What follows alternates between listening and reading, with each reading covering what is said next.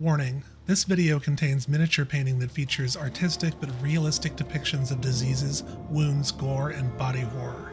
It's all make-believe and painted in the name of the hobby, but the results can be unsettling. Some viewers may find the subject matter disturbing. If you're squeamish, maybe wait to grab a snack until after watching. Viewer discretion advised.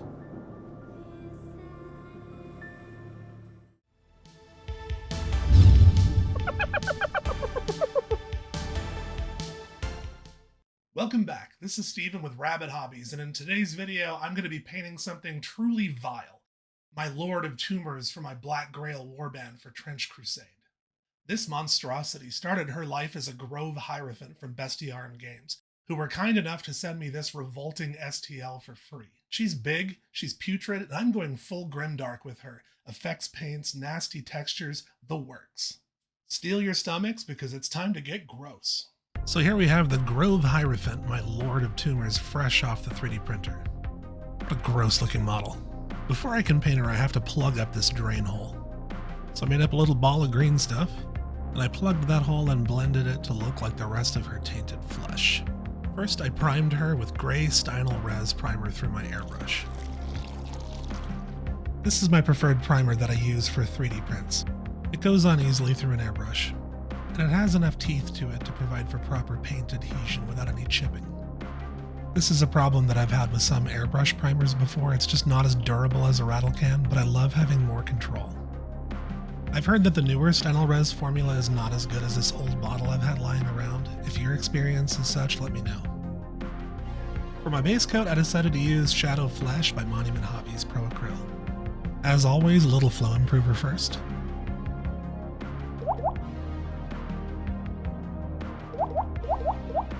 We're looking for kind of a skim milk consistency.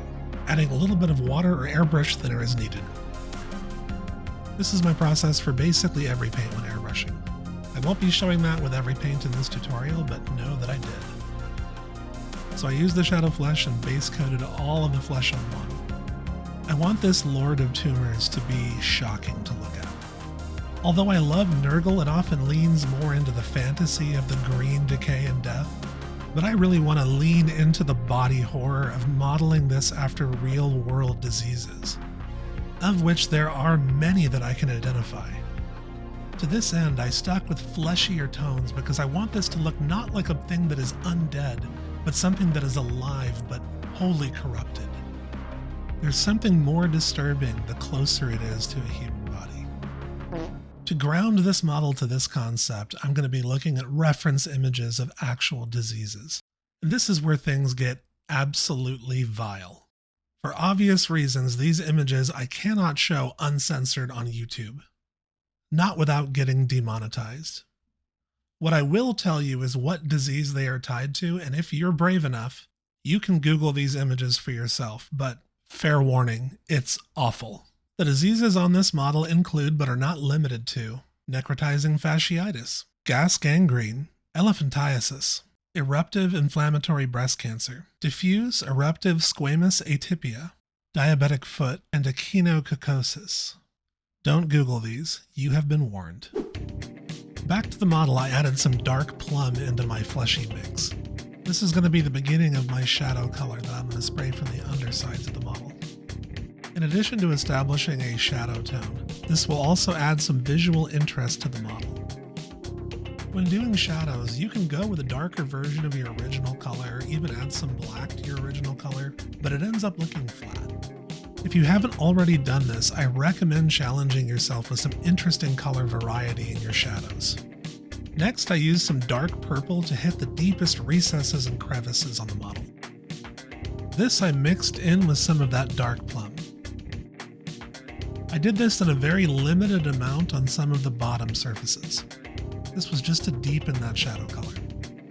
Next, I did a quick highlight with tan flesh. I mixed this in with my shadow flesh.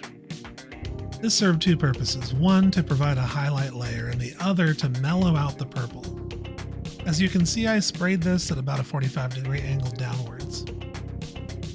Finally, for my last airbrush step, I hit it with a zenithal highlight of tan flesh. This time using it pure. I didn't do a very good job catching this on camera, but I sprayed it straight down, straight from the zenith above the model. Here you can see how the model's looking after the airbrush stages. It's looking very washed out in pastel, but we're going to be using transparent paints over the top, which will include some speed paints and some enamels, and a little bit of oil wash. Now, you probably heard of slap chop before, and this is not quite what I'm doing here. What I'm doing is closer to something like Crusade, where you're using underpainting to establish volume and values. Next up, I'm going to use some dry brushing to add some extreme highlights. For this, I'm going to go even lighter than the tan flesh by adding in a little bit of warm flesh to the mix.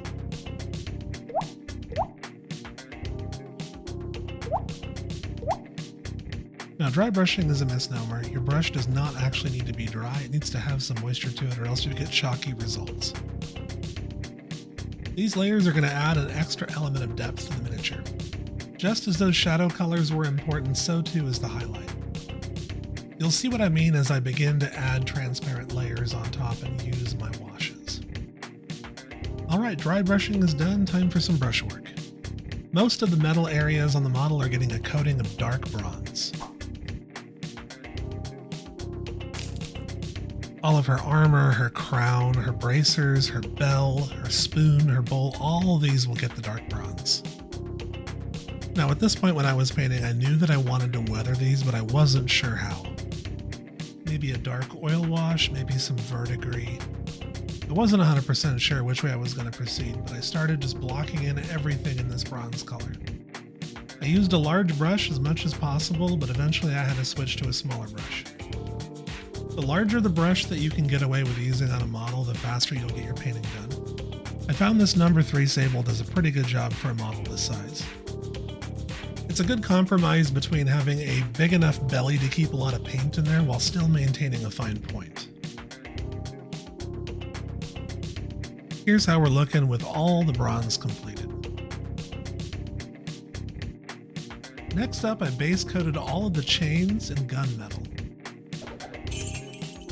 This time I switched up to a much smaller number 1 brush. Now I don't know what it is, but for some reason chains really annoy me to paint. I guess one of the reasons is it's always butting up against other colors, kind of like straps and belts. And on this model, they just seem to be crammed into every crevice. I also painted her piercings, which is how her armor is held on, because of course it is. This is one of those models where the longer that you look at it, the worse it gets. Which, let's be honest, that's exactly what you want for Trench Crusade. Alright, I pushed through and all the chains and rings are done. There's just so many tiny details on this model, I love it. Next up, I decided to paint her cloth green. The like loincloth or tattered ends of her robe and also this back piece. For the cloth, I decided to use dark camo green, and yellow green. I can afford to use an older big brush for this part. It'll save me some time. I'm keeping these layers quite thin down and translucent. This will preserve those highlights that I created during the airbrushing and dry brushing stages. You'll notice that I'm painting both fast and slow. This footage is normal speed, and you can see that I speed up when I can and slow down when I have to. Mastering this is what allows me to paint armies as quickly as I do. This was not a talent, this is just practice. When painting this model, I can go fast anywhere that doesn't butt up against the flesh, or my metallics. The most difficult parts on this model for the cloth is these wispy bits on our upper torso. These I had to slow down for, especially where the cloth met flesh. Now here is how she looks with the base coat done. You'll notice that the highlights are still visible under the transparent layers of paint. Now adding some camo green. I'm combining it with my base layer and I'm keeping it translucent. Always roll your tips. Helps you maintain a point. You'll notice that I'm adding quite a bit of water to my brush here. I keep bringing it back and forth from my water jug. I want a nice glazed consistency that's transparent without breaking the paint. Now I'm glazing. This is not a wash. I don't want anything to settle in the recesses. I'm tracing over the flat and the raised areas of the model, avoiding the depressions. The point is an effect similar to Crusade, as I talked about before, which is like a slap chop. Unlike layering, which involves fully transparent layers on top of each other, This, I'm trying to preserve everything underneath. Besides the pre-shading, this is basically just glazing. If you're familiar with that, that's all it is. I'm just adding color over the pre-existing value I established before. Now for my next layer of highlights, I decided to add in a bit of yellow-green. I could have just added white to the mix, but this will give a bit more visual interest. I blend this into the mix and create a gradient on my palette. I'm tracing this down again, almost like a glaze over all the raised edges. It's not really an edge highlight so much as an edge glazing. I like this a lot on things that are supposed to be more organic looking, things like clothing or flesh. Anywhere where too sharp of a line would look out of place. Don't get me wrong, I like the way that true edge highlights look on things like tanks and Space Marine armor, but definitely not so much on cloth. One thing to keep in mind when you're glazing is that the paint will look more opaque before it dries. You won't see the final result until all the water is gone. Trust the process. Next up, I'm painting her cowl in white. For this I used bright warm gray, adding a little bit of bold titanium white for the highlights. But first I'm base coating in pure bright warm gray. Mixing in water as needed. Be sure to use quite a bit because paints with white pigments can be quite chalky. I decided I wanted to pre-shade the shadows a bit with some warm gray. You see, these white paints are very opaque and I was afraid my shadow layers just weren't going to show through. And while I did intend to use oils and enamels on this model, I wanted the white cowl to stand out. And my pre-shading just was not going to work on this.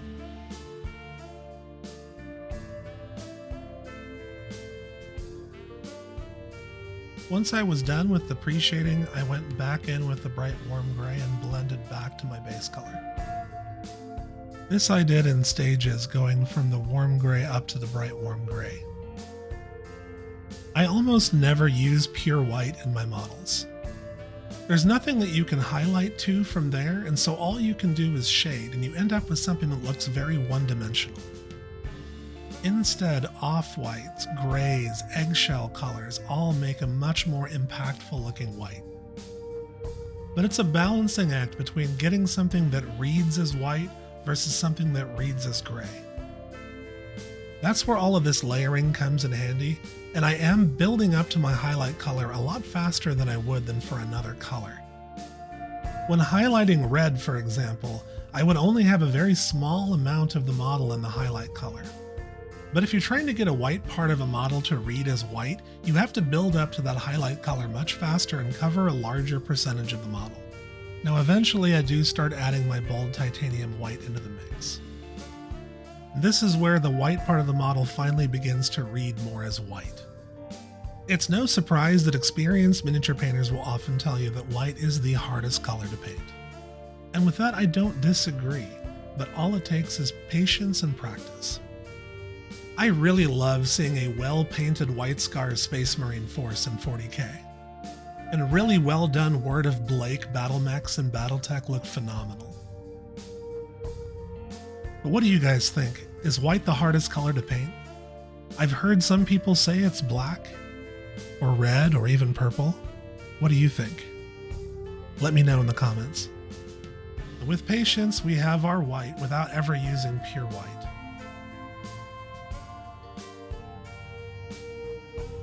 So her pot of foul effluence that she's been stirring, I decided to base coat in this blackish green mixture. But I quickly decided against it. She already had green on her robes, and there's also going to be verdigris on all of the bronze surfaces. So it was just too much green on green on green, and I felt the need for a spot color. We'll cross that bridge later. For now, I'm going to skip this footage. For her rope belts, I decided to use golden brown. This color seems a little bright, but it's going to be muddied up later. By the way, you can go ahead and add a rope to one of the things that really annoys me to paint. See my earlier comments about painting chains. One of the things I really like about Battletech is I don't have to paint ropes and chains. When I paint my Skaven, lots of ropes and chains. It's also my favorite Age of Sigmar army. I am under no obligation to make sense to anybody. For her leather straps, I used dark golden brown. Now there weren't a lot of these straps, basically just holding up her plate on her knee. But I tried to be careful to not paint over my previous work. Not too bad. Belts are better than ropes and chains. Now to get unconventional, we'll be using Slaughter Red, a speed paint, through my airbrush. Speed paints actually work wonderfully through an airbrush. They're already pre-thinned and don't need any flow improver. Keep in mind, you're not going to get the speed paint effect using them this way. This is a different use case. I'm using this Slaughter Red to pre-shade all of the wounds on her. It looks like angry inflammation around an infected wound. Ew. An airbrush is perfect for this, where you want the effect to be diffuse and not to have hard edges around it. I'm not too much worried about overspray here, because anywhere, especially on the cloth, I can make it look like blood had soaked in. It's all going to be kind of covered up with the effects later. So a little bit of overspray may even be desired here. If you've ever tried speed paints through your airbrush, let me know how it went for you. I love that it's vibrant while still maintaining transparency. One more little blast. Okay, back to a more traditional use of speed paint. I'm going to use this maize yellow to do some crusty, pussy bits on the model. That's nasty. This part of the mini was super gross to paint. I found myself looking at those aforementioned reference photos. Interesting fact, a true undead or zombie would not be producing pus. Pus is mostly composed of white blood cells, which is actually what the body uses to fight off infections. But with all of the disgusting diseases that my Lord of Tumors would have, yeah, she'd be producing it in abundance. It's starting to look a little too real. Alright, here we can see after the speed paint has dried how we're looking. This like crusty wound we got going on here. I need to paint these veins. These lumps that look like buboes or gas gangrene bubbles. Ugh. Next, using golden yellow and pale yellow, I'm going to be highlighting all of the crusty pus. Words I never thought I was going to have to say.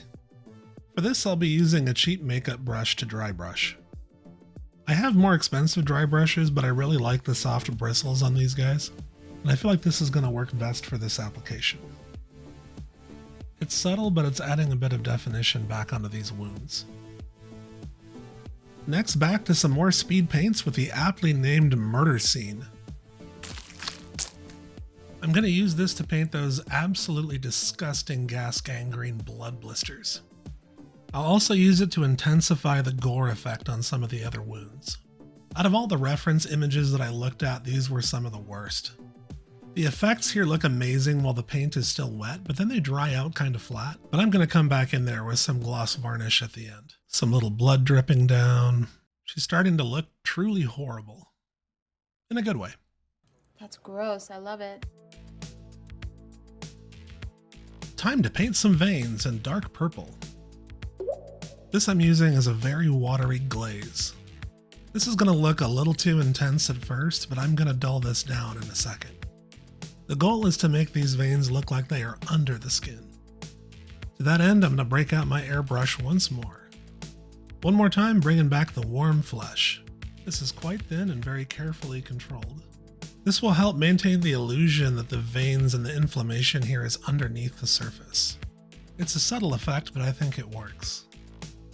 I used a series of grays to paint the base. There's been a lot of overspray and I want to clean that up. I base coated the whole base in a darker gray. I did this with a large brush rather than my airbrush because again, I don't want overspray. I am going to use my airbrush to highlight after this to save time and also because I like the effect. Through my airbrush, I put some neutral gray just to add some lighting. So this would look like it was lit from above, whereas the darker base color would look like the shadow. Here I was very mindful of any overspray. Next, a quick dry brush with some bright neutral gray. Now normally when I'm dry brushing, I'm trying to avoid chalkiness, but in this case that's exactly the effect that I'm looking for. I'm looking for some rough stone texture here. Something that I had to learn over years of miniature painting is that a smooth texture is not always ideal. Painting things like stone and cloth and leather, a smooth, creamy looking surface is not always what you want.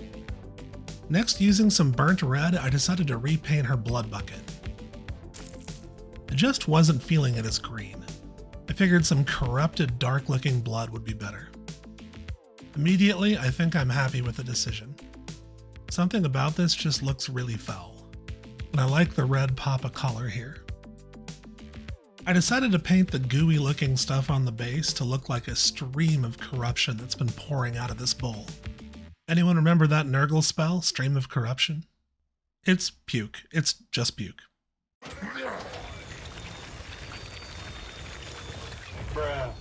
Adding in some of my absolute favorite paint, Bold Pyral Red. This will give me a nice poppy highlight color. I blended this into the base color with very thin translucent layers. Once it's dry, it blends in quite nicely. I find this color just so eye-catching. I used a brush for the bowl just to be careful, but for the larger bit on the model I used my airbrush. It's awesome for time saving and it gives a great blend. There's a bit of subtle overspray going on here, but that's all going to dampen down when I apply my oil washes. Alright, time to quickly seal in my work with some high gloss varnish. I apply this through my airbrush. A rattle can would work too, but I have an airbrush, so why not? This is going to lock in all these layers of acrylics. So with oil washes and enamels, I'm going to be using mineral spirits to clean it up, and this layer is going to protect my acrylic from rubbing off. Some people say this is optional, but I don't consider it so. Just rubbing onto the paint I've seen actually cause primer to flake off before, and I don't want to take any chances. I figured I would try out some Goon's Grime from Villainy Ink. I've had these for a while and haven't really gotten around to experimenting with them. I've got to dilute these with mineral spirits. Also putting on some gloves because I don't know what's in this stuff, and I know mineral spirits is not great for you. Also using some really cheap brushes for this stage because you don't want to use your nice brushes for this kind of stuff. And precision is kind of a secondary thought here. I use the Goon's Grime pretty strong with a little bit of mineral spirits. I applied this effect pretty liberally all over the model. This is supposed to be like a reductive method where you're taking off after you place it on the model. Once it's dry, of course. I gotta say, I quite like the way this looks while it's wet. I hope I feel the same way when it's dry. I started slapping it all over the base, hoping I get a nice dirty, grimy effect, as advertised. I probably should have put some protection down earlier. I noticed I was splattering on my game mat a little bit. I was a little nervous that it was going to filter my whites a bit more than I wanted, so I cleaned up the whites a little bit. Next, I tried out some Ichor of the Damned. Some of the crevices on the model kind of dried a bit lighter than I would have wanted from the Goon's Grime, so I figured I'd use this to darken stuff down. I deliberately painted this into the deepest crevices on the model. Kind of similar to black lining. This seemed to do the trick pretty well. It looked pretty fantastic while it was wet. I'll have to wait to see when it dries to see if I really feel like it's going to replace my oil washes. It also did a great job subtly shading those chains and ropes. Overall, my impression of it so far is like a Nuln Oil almost, but maybe with more control because you can remove it with mineral spirits later. I also used it to darken down the Goon's Grime that I had put into the little cauldron here. Next, I decided to use Carrion Crimson. This is an enamel effect that they say is designed for use in flesh and gore effects. There's like granulated little particles inside. It's like some forbidden strawberry compote. I was skeptical. Here you can see the effect is quite nice, but very subtle. In some parts of the model, while it's still wet, it's just absolutely disgusting.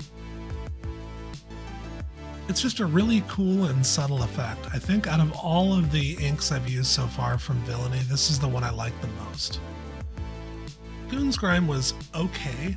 I mean, it looks a little more like dirt. I think I might use it for weathering effects on like tank treads and things. Ichor of the Damned was fine too, but I think I might like my black wash with oils more. Carrion Crimson though, A+. Switching to another effects paint, this time one of my favorites, Dirty Down Verdigris. This stuff is like magic in a bottle. Now you have to shake the ever-living crap out of it, and you also want to make sure it goes on really thick. But the verdigris effect that it gives is just bar none. I decided to coat all of the bronze in this.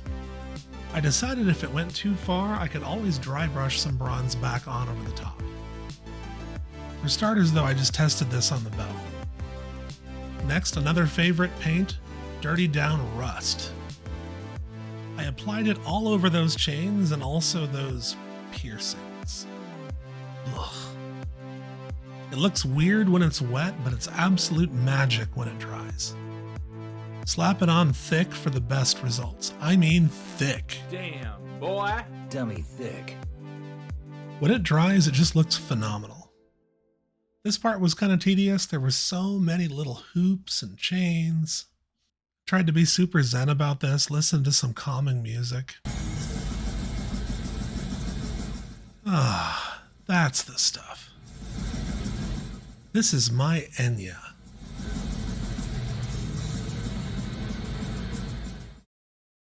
And then I broke off the frickin' bell. I'm fine. This is fine. I have a pin vise. I have glue. Let me just finish the rest of the verdigris effects. Some of my subscribers have said part of the reason why they like watching my videos is because I include mistakes like these. I don't edit them out, I just edit around them. We need to normalize making mistakes. We all make them. Did you accidentally get paint on top of your paint job? Well, paint over it. Piece broke off? Pin vise and glue. Accidentally bought way too much stuff? That is not a pile of shame. That is a pile of potential. And I'm just going to keep telling myself that. Alright, so my verdigris turned out a little too strong. That's okay, I'll just dry brush it back with some dark bronze. Oh, and I got my bell pinned and glued back on. I was really happy with how this dry brushing ended up looking. It ended up giving it a very naturalistic verdigris bronze statue look. I mean, after all, the bronze tends to wear clean on statues the more they're touched in certain places. So it makes sense that the raised areas would be rubbed clean. Right? Like some people want to pet the dogs. Aw. What the dog doing? And I guess people are kissing this guy? Wait a minute, hold on. Among other things? Giggity. Thanks, I hate it. Anyways, Dirty Down Verdigris, really good. Dry brushing over it, even better. Is this peak verdigris? Is this as good as it gets? Let me know in the comments. Trying to punch up the blood and gore effects a little more with dry blood and true blood from Warpaint's Fanatic. I focused a lot of this around where the piercings were. And this ended up looking pretty gnarly. These effects paints work best when you're very subtle. It's really easy to overdo it and it ends up looking comical. But if you're careful with your application, it can be really effective. These Warpaint Fanatics effects are way better than previous offerings from them. Uh-oh, quick, forgot to paint the teeth. For these, I'm just very gently touching the brush to them. Just want to give the hint of sharpness to these. Now that we're in the home stretch, I'm going to be using gloss varnish as an effects paint. Anything that's supposed to be bloody or drippy or wet, well, that just gets a splash of gloss varnish. This just really sells the disgustingness. The contrast in texture is a huge part of the Grimdark style of painting miniatures. My Lord of Tumors is about to join my Black Grail forces for Trench Crusade. Quick shout out again to Bestiarum Games for hooking me up with this and other STL files. They're the masterminds behind some of the most creative and disturbing miniatures out there. Whether you want physical sculpts or digital files to print at home, they've got you covered. They even have their own D&D 5th edition campaign setting and sourcebooks, perfect for adventurers brave enough to step into their twisted world. Check them out if you dare. All right, let's see how she turned out.